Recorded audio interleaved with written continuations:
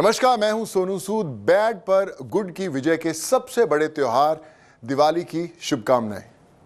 Good news today में आपका स्वागत है। शुभ की लाइट्स ऑन हो चुकी हैं, अशुभ की ऑफ।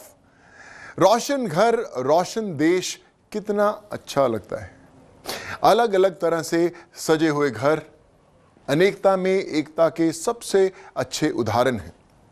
हमारे यहाँ पर त्योहार में पूजा के समय कहानियां सुनाई जाती हैं। मैं भी आज आपको दिवाली की कहानियां सुनाऊंगा। आपको बताऊंगा कि भारत में दिवाली मनाने के कितने कारण हैं।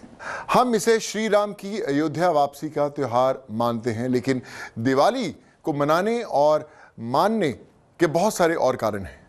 दिवाली पूजा कैसे होनी चाहिए, दिवाली पूजा में इस्तेमाल की गई सामग्री में क्या क्या होना चाहिए और उसका क्या महत्व है, राम सीता के स्वागत के त्योहार में लक्ष्मी गणेश की पूजा क्यों होती है, बंगाल की दिवाली में काली पूजा क्यों होती है, ऐसी बहुत सी रोचक कहानियां साथ में देखेंगे।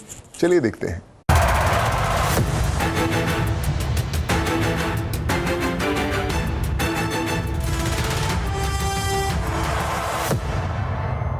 पर्व त्योहार में पूजा, उसकी विधि और उसमें इस्तेमाल होने वाली सामग्री सबका बहुत महत्व होता है। इसलिए आज सबसे पहले इस बात पर हम बातचीत करेंगे, विचार करेंगे कि दिवाली की पूजा में जो कुछ भी होता है उसका क्या महत्व है और वो क्यों किया जाता है। दिवाली के रिचुअल्स की कहानी देखिए और दिवाली एंजॉय कीजिए। ओम स्वस्ति न इंद्र वेधस्रवाः स्वस्ति न पूषा विश्ववेदाः स्वस्ति नस्तार्क्ष्यो अरिष्टनेमिः स्वस्ति न बृहस्पतिर्दधातु।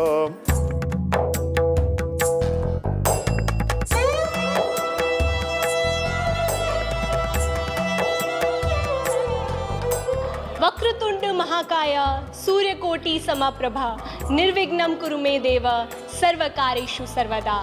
भगवान श्री गणेश के नाम के साथ दिवाली के पूजन की शुरुआत होती है, जिसमें माँ लक्ष्मी और श्री गणेश की पूजा की जाती है।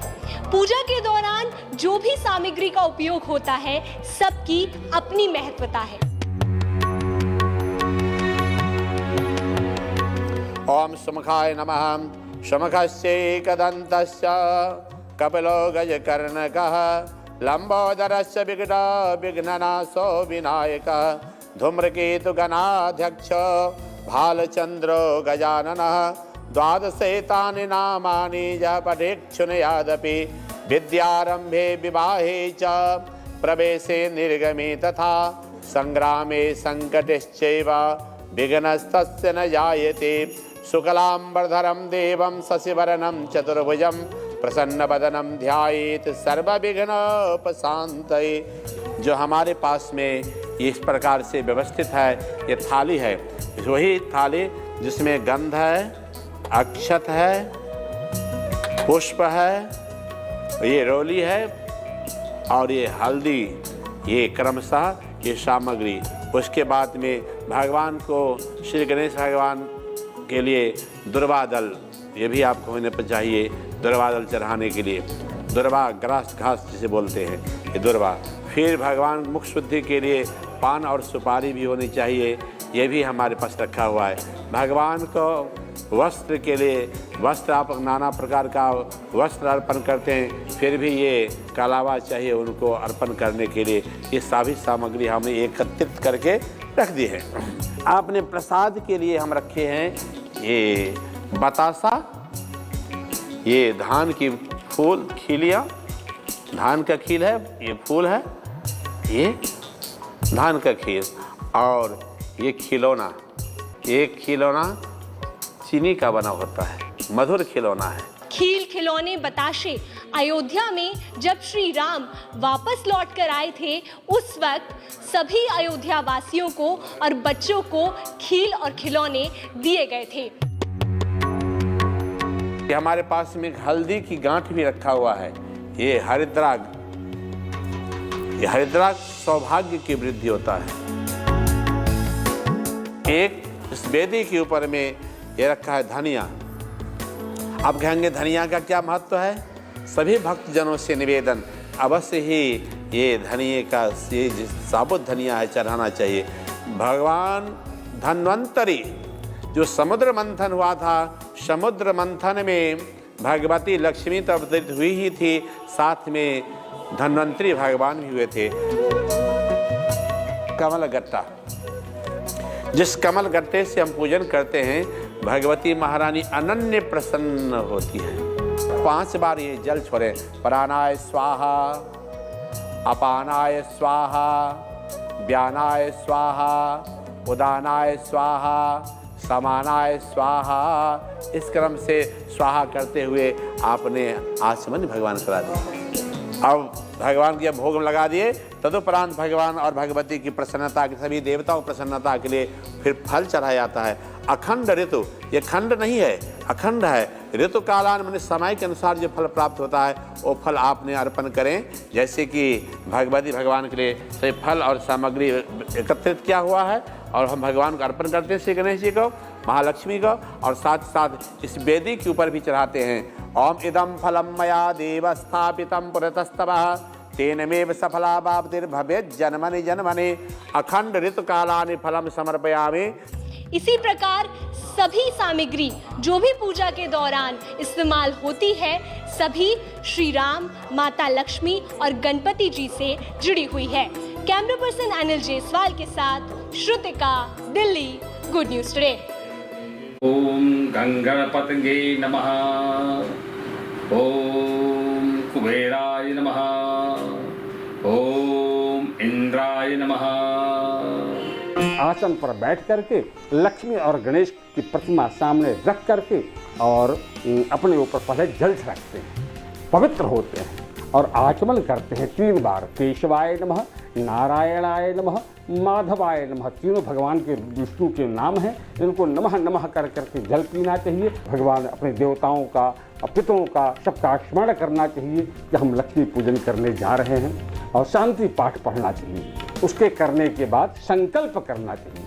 संकल्प, हाथ में जल, अक्षत और द्रव्य लेकर के अपना नाम, गोत्र और उस दिन का समय और काल लेकर के हम करने क्या जा रहे हैं इसका संकल्प लेना चाहिए।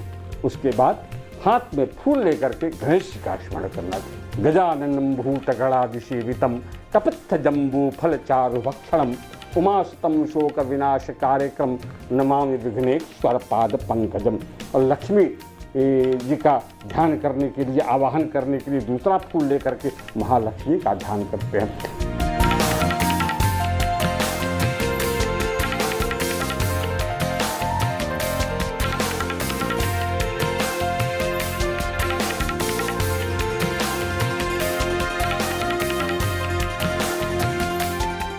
जय विश्वनाथ। मैं आचार्य पंडित पवन त्रिपाठी। दीपावली यानी दीपों की आवली, प्रकाश पर्व इसको हम जानते हैं, प्रकाश पर्व के रूप में जानते हैं। धर्मशास्त्रों में कहा गया तमसो मां ज्योतिर्गमय, अंधकार से प्रकाश की ओर चलें। यही इस पर्व का संदेश है। 5 दिवसीय पर्व होता है, 5 दिनों तक मनाया जाने वाला, लक्ष्मी की उपासना करने वाला पर्व होता है।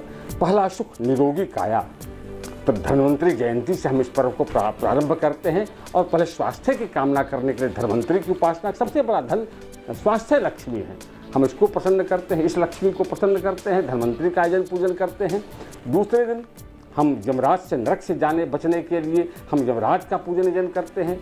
तीसरे दिन महालक्ष्मी का हम लोग यजन पूजन करते हैं। और इस पर्व के चौथे दिन हम अन्नकूट का पर्व यानी अन्नपूर्णा का यजन पूजन करते हैं। और 5वें दिन सामाजिक कार्यों में हम संलग्न होते हैं, क्योंकि वो भी एक लक्ष्मी ही है। हम भगनी गृह भोजनम, भाई जो है भगनी के घर जाकर के, बहन के घर जाके भोजन करता है। यह 5 दिवसीय महापर्व है।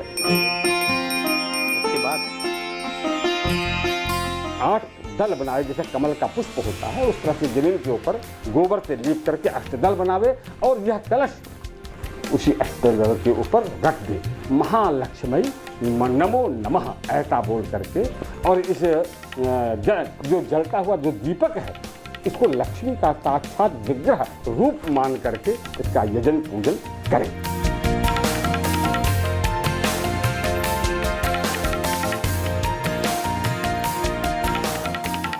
गंगणपतये नमः, महालक्ष्मी नमो नमः।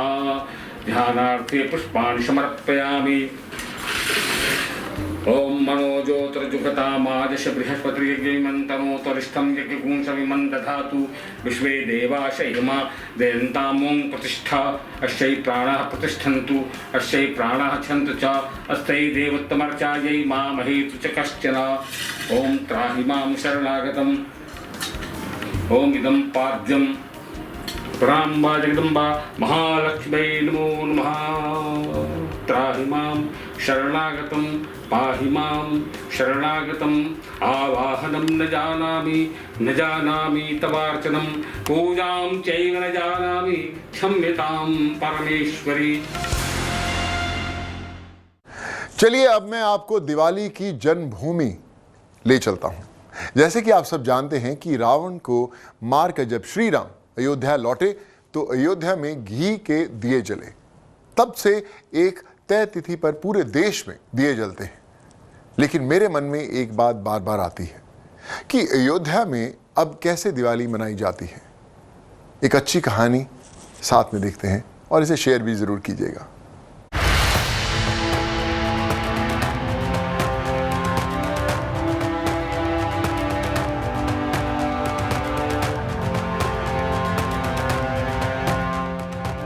अयोध्या में दीपोत्सव।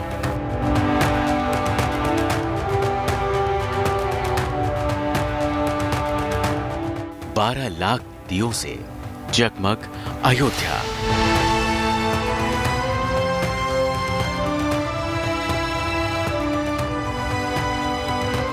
राम की पैड़ी पर दीपोत्सव।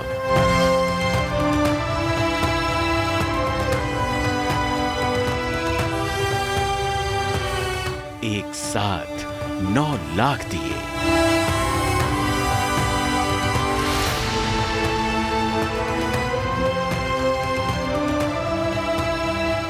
दुल्हन की तरह सजी अयोध्या।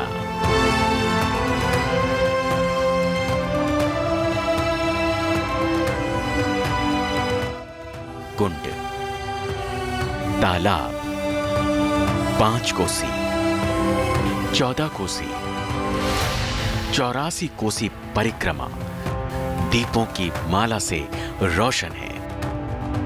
अयोध्या में लेजर शो वाली नई साज सज्जा है, लेकिन दिवाली वही त्रेता वाली राम युग वाली। इसी नगर के राजकुमार राम 14 सालों के वनवास के बाद आज ही अयोध्या लौटे थे। तो विधि विधान से पहले तो उनको स्नान कराया जाता है, फिर इत्र का लेप किया जाता है, फिर चंदन लगाया जाता है, वस्त्र पहराए जाते हैं और वस्त्र पहराने के बाद उनको माला फूल पहरा करके सिंहासन पर स्थापित किया जाता है। तो त्रेता से कलयुग लाखों सालों का अंतराल, लेकिन दीपोत्सव वही, उत्साह वही और रोशनी की कतार भी वही। पूरी अयोध्या राममय है। दिवाली की नींव कब कैसे पड़ी सुन लीजिए। और विमान उतरा है महाराज, पूरी अयोध्या दौड़ करके उस विमान की ओर दौड़ी है। भगवान भी उन जीवों से मिलने के लिए, भक्तों से मिलने के लिए दौड़े हैं, लेकिन संख्या इतनी थी और राम जी एक थे तो भगवान ने अपने स्वरूप को ही फैलाया है। जितने जीव थे उतने परमात्मा बन गए और सबको यही लगा कि सबसे पहले राम ने मुझे आलिंगन किया, राम ने मुझसे भेंट किया है, राम ने मुझे अपने गले लगाया है। पूरी अयोध्या आनंदित हुई है और भगवान श्री राम को भरत कुंड से अयोध्या की यात्रा जुलूस के साथ, गाजे बाजे के साथ, आनंद के साथ, बंधनवार, पताका, तोरण, इत्र, केवड़ा जल, गुलाब जल का छिड़काव और पूरी नदियां मानो आज सरयू भी उछल उछल कर आनंदित हो रही हैं कि आज जिसलिए मैं अयोध्या में आई थी वो परमात्मा राम आ गए। पूरी अयोध्या गुलजार हो चुकी, आनंदित हो उठी, झूमने लगी और फिर उसके लिए दिव्य अपनी चारों तरफ से लोगों ने दिया जलाना प्रारंभ किया, घी के दीपक जलाए, आनंद का वातावरण हो गया। अयोध्या वाली दिवाली मतलब राम के दरबार वाली दिवाली कितनी खास होती है ये भी आपको बताते हैं। दिवाली में श्री राम के लिए 56 भोग बनता है।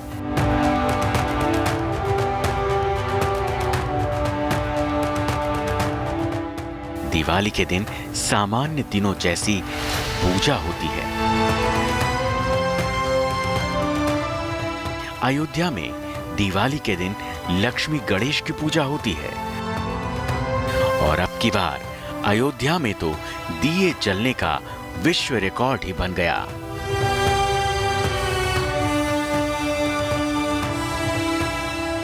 श्री राम को जो भोग लगता है उसको विस्तार से सुनिए। दिवाली जिसमें होता दीपोत्सव मनाया जाता है। इसमें पूरी सब्जी, खीर, फल, मिष्ठान, पेड़ा आदि जो है वो लगा करके भोग लगाया जाता है और उसके बाद वितरण होता है। लेकिन दूसरे दिन ही अन्नकूट होता है जिसमें 56 प्रकार के भोग लगते हैं, बनाए जाते हैं और रामलला को 56 प्रकार के भोग लगते हैं। इसे पहले दिन और दोनों दिन महान उत्सव होता है। यहाँ दीप जल प्रज्वलन का उत्सव है, वहाँ भोजन का उत्सव है। तो इस प्रकार से ये आज से नहीं परंपरा से है।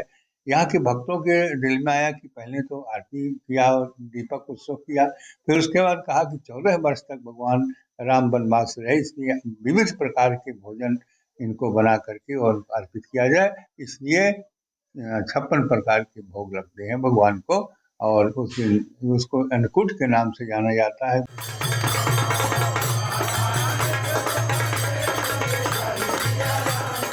एक तरफ दीपों की लड़ी है तो दूसरी ओर भक्तिमय ढोल बज रहे हैं।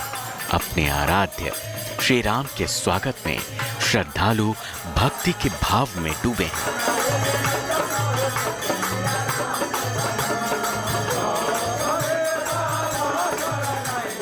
Banveer Singh, Ayodhya, good news today.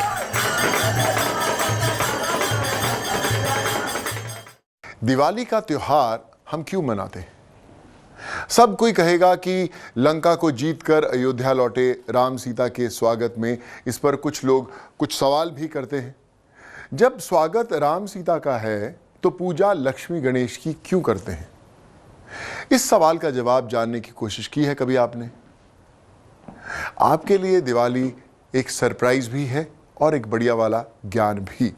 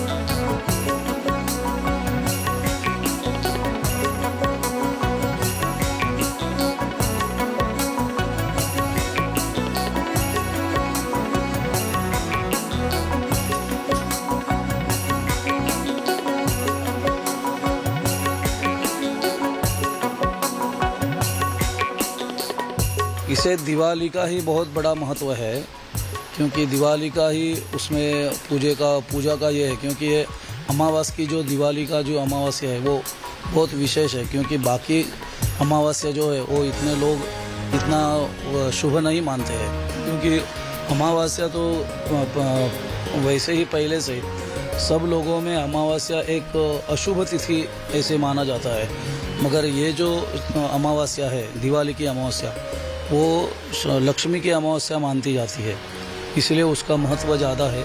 इसलिए उसका लक्ष्मी कुबेर का पूजा उसके ये समय में करते हैं।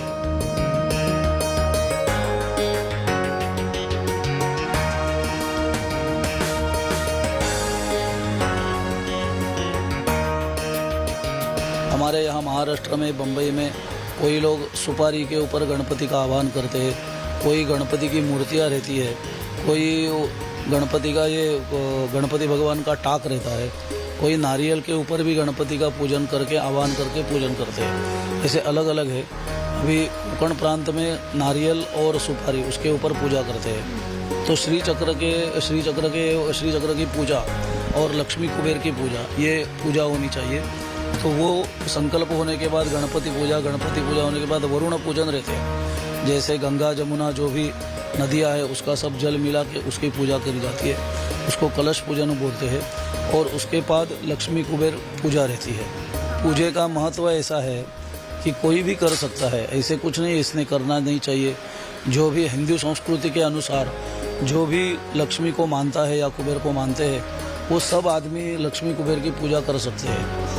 कोई सामग्री जो भी बाजार में मिलती है, अभी लक्ष्मी पूजन का भी साहित्य बाजार में जो भी वो मिलता है, उसमें विशेष महत्व ऐसा है कि पूजा जो हर तरह से जो पूजा रहता है वही पूजा है, पंचामृति पूजा है सब है कि धनिया और गुड़ उसका विशेष भोग लक्ष्मी का रहता है। जो हम पंचामृत या कुछ शक्कर या पेड़ा ऐसे दिखाते हैं, मगर इसमें धनिया और गुड़ और लाया रहते हैं, यानी चावल, हाँ क्या मतलब, हाँ और बतासा, ये उसका मेन विशेष भोग है लक्ष्मी का, तो वो दिखाना चाहिए। बाकी पूजा जो भी सब करते हैं वो एक ही तरह से करते हैं, यानी 16 उपचार पूजा का रहता है, वो 16 उपचार से पूजा करनी चाहिए।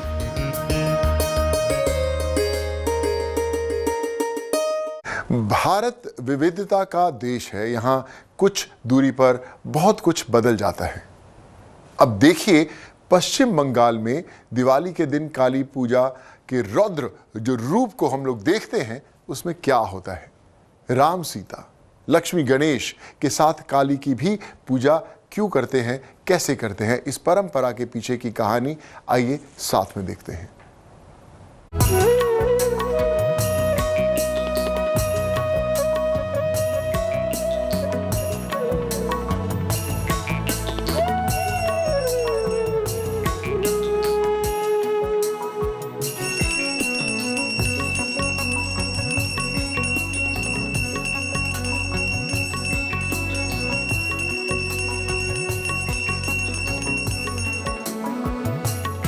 ब्रह्मा जी ने नारद को बताया है आद्या स्तोत्र में कि कालिकायां बंगदेशे च अयोध्यायां महेश्वरी, अर्थात काली जी का पूजा बंगाल में होता है।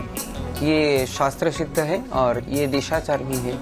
और हम जानते हैं कि देशाचार कुलाचार शास्त्रादपि करियसि, तो इसीलिए बंगाल में जो दीपावली है, जो दीपान्विता अमावस्या के नाम पे भी जाना जाता है, वहाँ पर लक्ष्मी और गणेश जी के पूजा को छोड़ के यहाँ पर काली जी का पूजा होता है।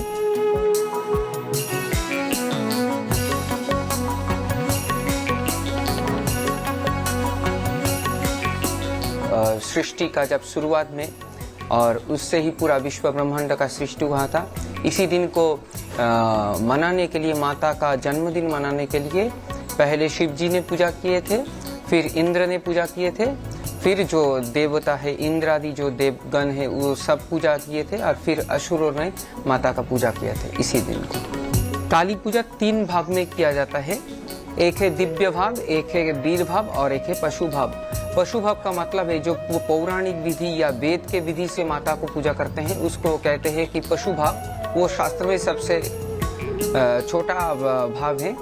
फिर उससे ऊंचा है वीर भाव, जो हम जानते हैं काली पूजा में शराब या अल्कोहल जो है और मांस और मछली इसका भी भोग लगता है बहुत मंदिर में, इसको वीर भाव से पूजा किया जाता है।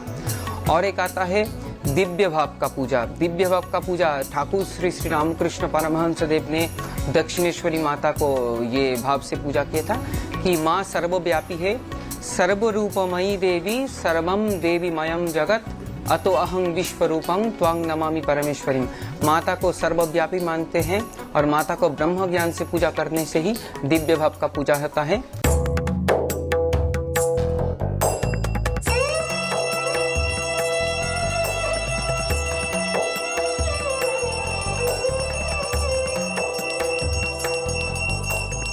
काली पूजा का विधि विधान ऐसा होता है कि रात में ही पूजा होता है काली जी का, और काली का जो रात में पूजा होता है इसीलिए एक कारण भी है कि काली का जो उनका जो बॉडी का जो कलर होता है, गात्र वर्ण होता है, वो काला होता है।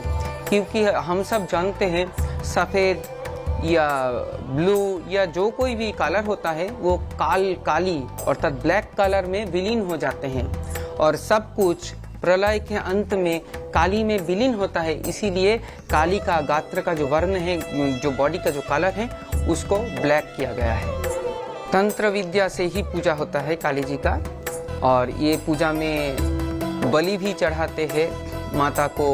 षोडशोपचार जो होता है, रजत आसन या सरनासन, पाद्यादि जो वस्त्र उपवस्त्र हैं, कुमकुम है, बिल्लपत्र है, जवा के जो फूल है, हिबिस्कस रोजेसाइनेंसिस जो जवा पुष्प है, ये विशेष रूप से रक्त चंदन माता रानी का बहुत पसंद है।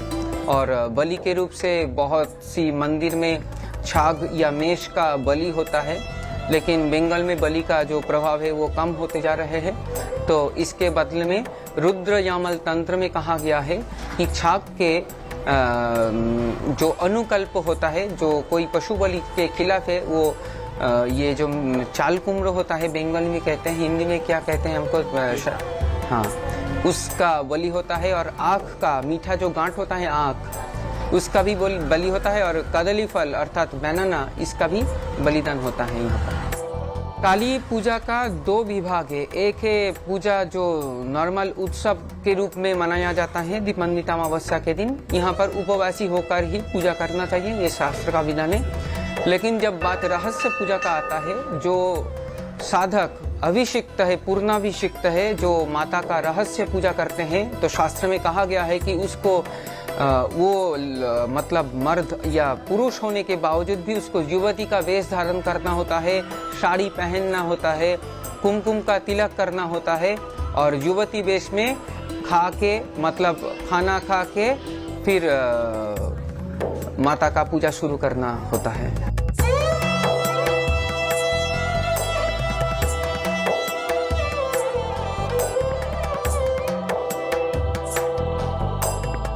काली पूजा की जाती है धर्म काम अर्थ मोक्ष चतुर्वर्ग सिद्ध्यर्थे जपे विनियोग। ये जो धर्म काम अर्थ मोक्ष है, सब कुछ मिलता है काली माता का आशीर्वाद से। और माता का दक्षिणा काली भी कहा जाता है कि ये जो हम भक्त और संतान हैं, तो माता उसको आशीर्वाद स्वरूप दक्षिणा देते हैं और माता का आशीर्वाद से हमारा जीवन बहुत सरल हो जाता है। इसीलिए माता को दक्षिणा काली भी कहा जाता है।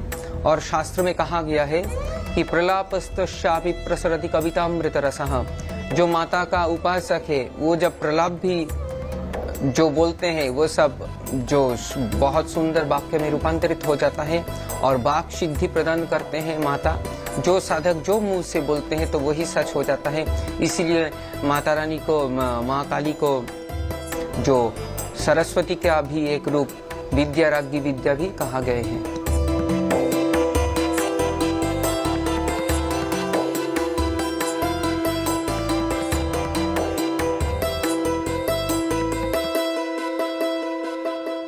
दिवाली पर कमाल की कहानियों का सिलसिला जारी है। अभी एक फुलझड़ी वाला छोटा सा ब्रेक तो बनता ही है भाई। ब्रेक के बाद बड़े पटाखों की कहानियां, कहीं जाइएगा नहीं, कुछ और ही ऐसी कहानियां आपको सुनाऊंगा, लेकिन एक छोटे से ब्रेक के बाद।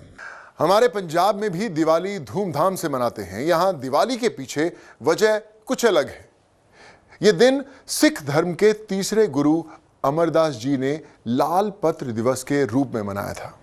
सभी श्रद्धालु गुरु से आशीर्वाद लेने पहुंचे थे। सन 1577 में अमृतसर के हरमंदिर साहब का शिलान्यास भी दिवाली के दिन ही हुआ था।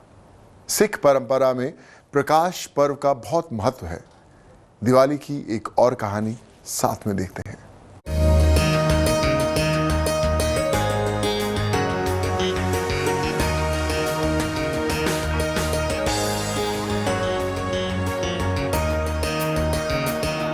भव्य दृश्य, अनुपम छटा बिखरी है।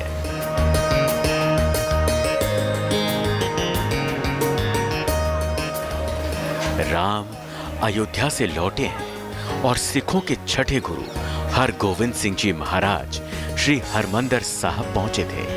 अयोध्या रामलला के लौटने से दीपोत्सव मना रही है। स्वर्ण मंदिर गुरु हरगोविंद जी के लौटने के अवसर पर सजा है। दिवाली का त्योहार हिंदुस्तान के सभी धर्मों में अपने अपने हिसाब से सभी मनाते हैं, लेकिन उत्साह, उमंग, दीप जलाने की परंपरा सभी धर्मों में कमोबेश एक ही होती है।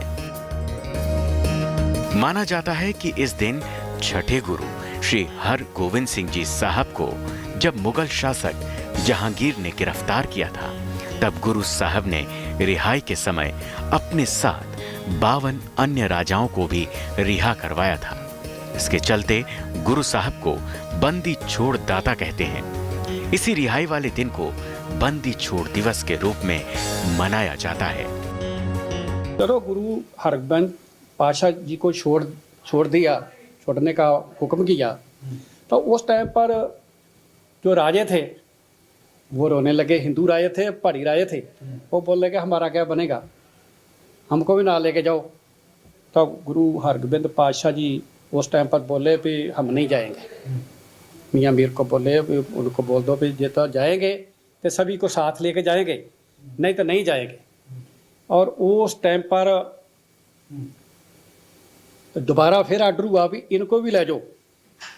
आर्डर ये हुआ कि जितने आपके चोले के है ना तनियाँ हैं, वो जितने लोग उसको पकड़ के बाहर जा सकते ले जाओ।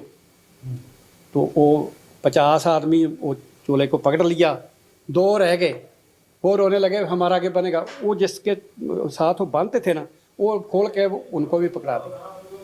और जेड़े 52 राजे थे उन सभी को लेकर गुरु हरगोबिंद पातशाह जी बाहर आए और उतों उन्होंने नगर कीर्तन के रूप में ही, प्रभात फेरी के रूप में जब दरबार साहब अमृतसर पहुँचे तो उस टाइम पर सिखों ने दीपमाला की, दिवाली की। आज सिख संगत और सिख संगठन खास तौर पर धार्मिक समागमों का आयोजन करते हैं। समागम में कीर्तन होते हैं। Amit Sharma, Amritsar, good news today. कोस कोस पर बदले पानी, 4 कोस पर बानी, ये है भारत। विविधता में एकता का देश, एक त्योहार और कितनी कहानियां, लेकिन सबका मकसद एक ही है, अच्छाई और खुशी। भारतीय ज्ञान परंपरा में विश्वास है कि ज्ञान के प्रकाश का साक्षात्र ही मोक्ष है। दिवाली सत्य के प्रकाश का त्योहार है, तो ये मोक्ष के उत्सव का भी त्योहार बन जाता है।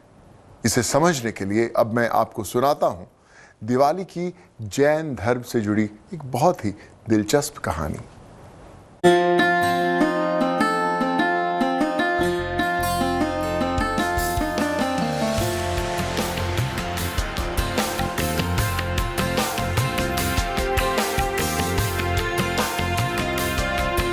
दीपावली के 2 दिन यानी 14 और अमावस के दिन उन्होंने आज ये भावना बाते बाते इस शरीर का त्याग किया और महाप्रयाण की ओर अग्रसर हुए।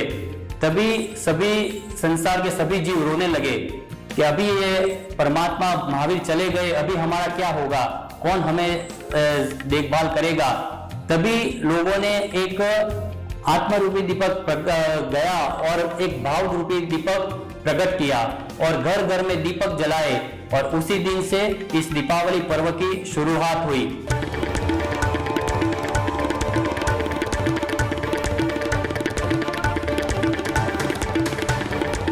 भगवान जब निर्वाण पामे उस दिन उनका 2 दिन का उपवास चल रहा था, तपस्या रूपी 2 दिन का उपवास चल रहा था। उसी निमित्त छठ का हम यहाँ पर 2 दिन का उपवास करके छठ पर्व यानी दीपावली पर्व हम मनाते हैं। उसके दूसरे दिन भगवान के प्रथम गणधर गौतम स्वामी भगवान, उनका केवल ज्ञान हुआ। उनके शिष्य थे, सभी शिष्य केवल ज्ञानी थे, लेकिन गौतम स्वामी को अभी तक केवल ज्ञान नहीं हुआ। लेकिन भगवान का विलाप करते करते उनको भी वहां पर केवल ज्ञान की प्राप्ति हुई और वो अमावस के दिन सुबह में 4 बजे उनको केवल ज्ञान की प्राप्ति हुई और उसी निमित्त 2 दिन का छठ पर्व का आयोजन होता है और 2 दिन के उपवास रहते हैं और बाद में दूसरे दिन उनका पारना यानी खाना होता है। ऐसे इस दीपावली का पर्व हम मनाते हैं जैन लोग। भगवान महावीर का निर्वाण आप देखिए कि ये अंतिम चातुर्मास का जो 4था महीना था, और उस चौथे महीने का 7वां पक्ष और अमावस्या की रात्रि, उस दिन उन्होंने जब बेचना शुरू किए थे और उसी समय उन्होंने अपना देह का त्याग कर दिया और मोक्ष को प्राप्त। अब जो कि वहां पौषध लिए हुए कुछ राजा महाराजा भी थे जिन्होंने उपवास कर रखा था, बहुत सारे लोग थे। उन्होंने ये सोचा कि जब हमारा ये भाव उद्योग समाप्त हो गया तो द्रव्य उद्योग से इसका आयोजन किया जाए। तो उन्होंने रात्रि को वहां दीपक प्रगटा के और हर्षोल्लास से खुशियां मनाई। और उसी दिन से हमारे जैन धर्म में परंपरा है कि हम दीपावली का आयोजन करते हैं, दीपावली को मनाते हैं।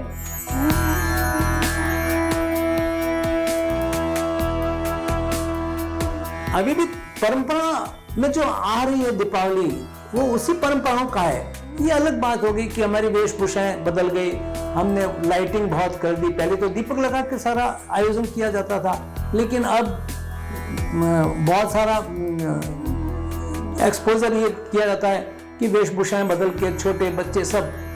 और जो उसके बाद जो पूजन का टाइम होता था, उस पूजन के टाइम में मध्य रात्रि को भी कुछ लोग आज भी पूजन करते हैं, कुछ संध्या गोधूली वेला में करते हैं। तो उस पूजन के बाद भी भगवान के मंदिर जाके उनके दर्शन कर लेते हैं। ये आज भी अभी मान्यता प्रचलित है। धर्म में दीपावली का एक विशेष महत्व है।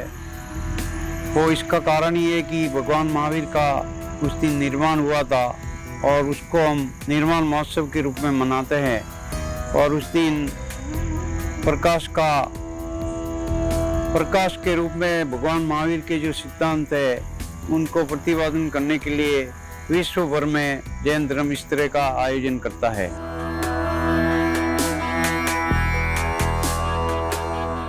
गुजरात के द्वारका को श्री कृष्ण की कर्मभूमि कहते हैं।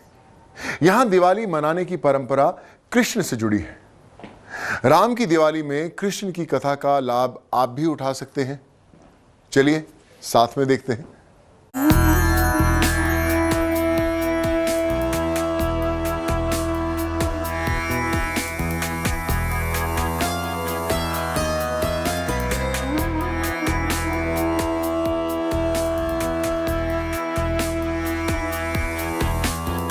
नरकासुर नामक जो राक्षस था, जो भूदेवी के पुत्र थे, वो बड़े ही क्रूर राक्षस थे। और प्राग ज्योतिषपुर, जो कि अभी दक्षिण नेपाल का कोई एक भाग बताया गया है, वहाँ के वो राजा थे। और अपनी असुरी शक्तियों से उन्होंने देवताओं की माता अदिति के कुंडल उन्होंने छीन लिए थे, जो कि देवताओं के गर्व के समान थे। और वो देखना चाहते थे कि किस देवताओं में इतनी सामर्थ्य है, इतना शक्ति है कि हमसे आके वो कुंडल वापस ले सकते हैं। तब देवताओं के राजा इंद्र, जो इंद्रलोक से द्वारिका पधारते हैं और द्वारिकाधीश से उनको विनंती करते हैं, अर्ज करते हैं कि हमारे देवताओं के गर्व समान जो माता अदिति के कुंडल है, वो ये नरकासुर नामक दैत्य उनको छीन के ले गया है। और हर एक ऋषि मुनियों को, हर एक आम जनता को, देवताओं को वो परेशान करता है।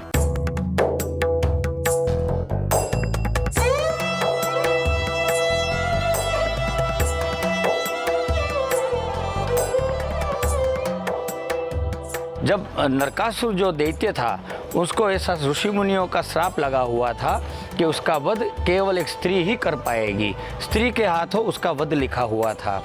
इसीलिए भगवान द्वारकाधीश सत्यभामा जी को साथ में लेकर नरकासुर के पास जाके उसके साथ युद्ध करते हैं। और भगवान श्री कृष्ण की मदद से सत्यभामा रानी नरकासुर दैत्य का वध करके उनके पास से जो देवताओं के गर्व के समान जो माता अदिति के कुंडल थे वो ले लेते हैं।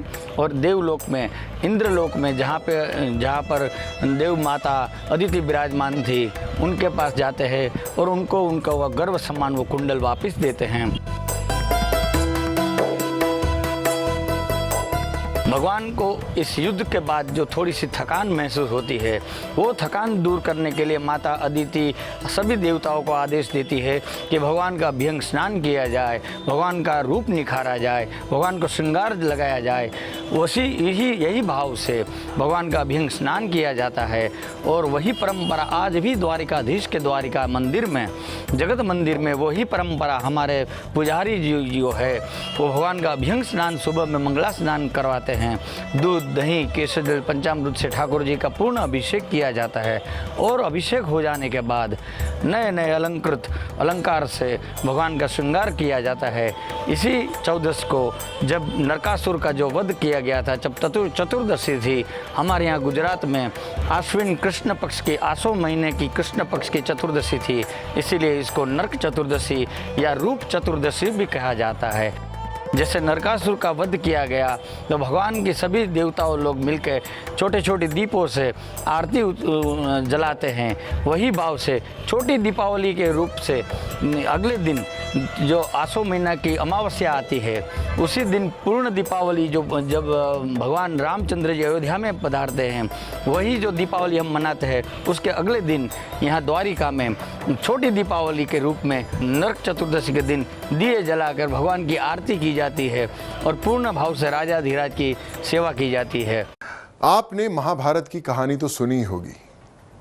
पांडव सत्य और कौरव असत्य के प्रतीक हैं। कौरव और पांडव में एक बार चौपड़ का खेल हुआ। पांडव अपना सब कुछ हार गए। उन्हें 13 वर्ष का अज्ञातवास मिला। शर्त थी 13 वर्षों में किसी ने पहचान लिया तो अज्ञातवास और बढ़ जाएगा। पांडव अज्ञातवास पर चले गए। किसी तरह छिप छिप कर पूरा समय गुजारा।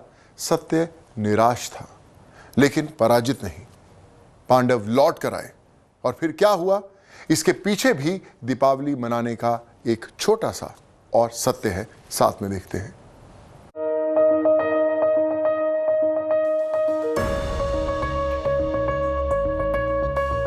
खुदाई में मिले ये अवशेष दिवाली की एक और कहानी कहते हैं।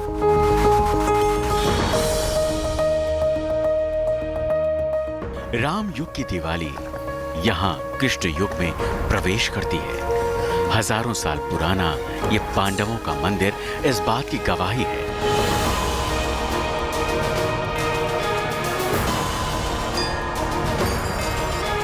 भले ही पूरे देश में राम के वनवास से 14 साल बाद लौटने पर दिवाली मनाई जाती है, लेकिन कुरुक्षेत्र और आसपास के इलाकों में दिवाली पांडवों के वनवास से लौटने के अवसर पर मनाई जाती है। महाभारत ग्रंथ के अनुसार इसी कार्तिक मास की अमावस्या को पांडव 13 वर्ष का वनवास पूरा कर वापस लौटे थे। कौरवों ने शतरंज के खेल में शकुनी मामा की चाल की मदद से पांडवों का सब कुछ जीत लिया था। इसके साथ ही पांडवों को राज्य छोड़कर वापस जाना पड़ा था। इसी कार्तिक मास की अमावस्या को पांडव वापस लौटे थे। पांडवों के वापस लौटने की खुशी में लोगों ने दीप जलाकर खुशी मनाई थी। इसके बाद हर साल दिवाली का पावन पर्व मनाया जाता है। पांडवों से जो हस्तिनापुर के लोगों का आज भी जुड़ाव है वो करीब हजारों वर्षों से निरंतर चल रहा है। और दीपोत्सव, दीपावली के जो मनाने की जो यहाँ के निवासियों की विशेष तौर पे मान्यता है वो यही है कि पांडवों का जो नगर आगमन हुआ उनके वनगमन के बाद, उनके अज्ञातवास के बाद, तो उसकी खुशी के रूप में यहाँ के लोग दीपावली मनाते हैं। हालांकि हिंदू जनता सभी लोग जानती है कि भगवान राम के अयोध्या आगमन का भी एक प्रसंग जो है दीपावली से जुड़ा है, परंतु हस्तिनापुर, मेरठ और प्राचीन कुरु जनपद के एरियो में आज भी मान्यता है और पांडवों के साथ उनका लगाव है। रोशनी खुशी को दिखाने का अद्भुत और विलक्षण तरीका है। कुरुक्षेत्र वाली दिवाली यानी महाभारत वाली दिवाली इसकी मिसाल है। Varun Sinha, Kurukshetra, good news today. Diwali मनाने के पीछे की मान्यता, श्रद्धा सबकी अलग अलग हो सकती है, लेकिन इन सारे धर्मों की दिवाली का सिर्फ एक ही संदेश है, खुद को अंधकार से मुक्त करो और दूसरों के बीच प्रकाश फैलाओ। इसी संदेश के साथ आज अब दीजिए अनुमति। हैप्पी दिवाली, नमस्कार, हमेशा खुश रहें, जय हिंद।